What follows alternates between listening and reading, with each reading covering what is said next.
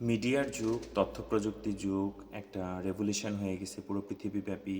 মানে হাতের মুঠোয় আপনার কাছে পুরো পৃথিবী, অনেক নিউজ পাইও সবসময়, কখনো হৃদয়ে নাড়া দেয় কথাগুলি। আসল কথায় আসি, সেটা হচ্ছে শিশু বাচ্চাদেরকে নিয়ে। ইদানিং প্রায় প্রায় দেখতেছি 3 বাচ্চার মা, 2 বাচ্চার বাবা, মানে যাই হোক, এখানে একটা ক্লারিফিকেশন আমি দিই, আমি ছেলে বা মেয়েদের উভয়কে ইন্ডিকেট করছি না, মানে কোনো একটা নির্দিষ্ট পক্ষকে যে ছেলেরা এরকম মেয়েরা এরকম। উভয়কে একটা কথা বলি, একটা সন্তান আসলে বড় হয় তার বাবা মা, মানে প্যারেন্টিংয়ের দুটো পার্টি তার প্রয়োজন হয়। আপনি শুধুমাত্র নিজের জৈবিক চাহিদা পূরণ করার জন্য হঠাৎ করে একটা ডিসিশন নিতে পারেন না। নিতে পারেন ততক্ষণ পর্যন্ত যতক্ষণ নতুন একটি মানুষকে আপনি পৃথিবীতে না আনেন। কারণ তার পুরো লাইফটা কিন্তু আপনাদের দুজনের সেটেল কিছু ইস্যুর উপরে নির্ভর করতেছে। এটা একটু বুঝে দেখবেন কি? আপনি ফেলাই থুয়ে চলে গেলেন, ভালো কথা। একটা মা যেভাবে একটা সন্তানকে নার্সিং করে অন্তত সাবল্য হওয়া পর্যন্ত আগায় দেয়, আপনি চিন্তা করে দেখেন তো, দাদির কাছে, ফুপির কাছে, অন্য একটা সৎ মায়ের কাছে সে কি এই জিনিসটা পাবে? আবার বাবাকেও একই কথা বলতেছে, আপনি হুট করেই নিজের জৈবিক চাহিদার জন্য অথবা যৌন লালসা পূরণ করার জন্য কিছু কিছু আচার আচরণগত কারণে আবার হুট করে একটা বিয়ে করে নিয়ে চলে আসলেন, আরেক জায়গায় ফোকাস দিচ্ছেন। আপনার সঠিকতার জায়গাটা কি ঠিক থাকলো?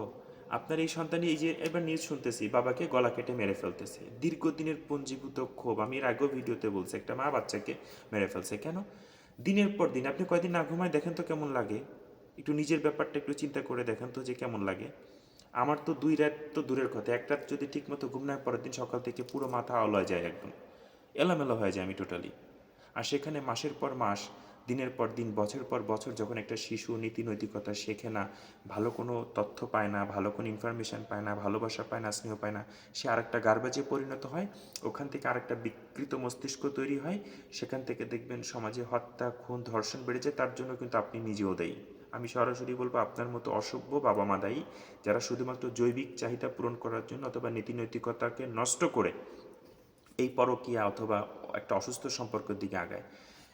অনেক কারণে আমাদের সমাজে ডিভোর্সের প্রয়োজন হয়, হতে পারে, সেটাকে আমি অনৈতিক বলবো না, কিন্তু তার তো একটা ধারাবাহিকতা আছে। সুস্থ মস্তিষ্কে ভালোভাবে একটা সুন্দর পারসেপশনে ডিভোর্স দিয়ে আপনার সন্তান সন্ততির ভবিষ্যৎকে নিশ্চিত করে তারপরে আপনার একটা সিদ্ধান্ত নেন তারা কিভাবে ভালো মানুষ হতে পারে। এই জিনিসগুলি ভাববেন না, হুট করেই একটা ডিভোর্স দিয়ে দিলেন, হুট করেই আরেকজনের সাথে পালায় চলে গেলেন। ছোট ছোট মাসুম বাচ্চারা কি করবে? তাদের কি করণীয় আছে? আপনি এরকম ছোট অবস্থায় থাকলে কি করতে পারতেন? আজকে 20 বছর বয়সে আপনি যা বোঝেন, 30 বছর বয়সে যা বোঝেন, 4 বছরের একটা বাচ্চা কি বোঝে? দুঃখ হয় আপনাদের জন্য।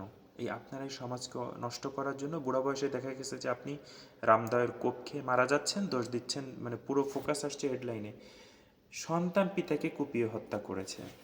পুরো 25-30 বছরে যে তার জীবনটা আপনি নষ্ট করে দিলেন, এটা দেখলেন না আপনি? হয়তো অনেকে দ্বিমত থাকতে পারেন, তাতে আমার কিছু যায় আসে না। আমি যেটা রাইট সেটাই বলার চেষ্টা করবো ইনশাল্লাহ।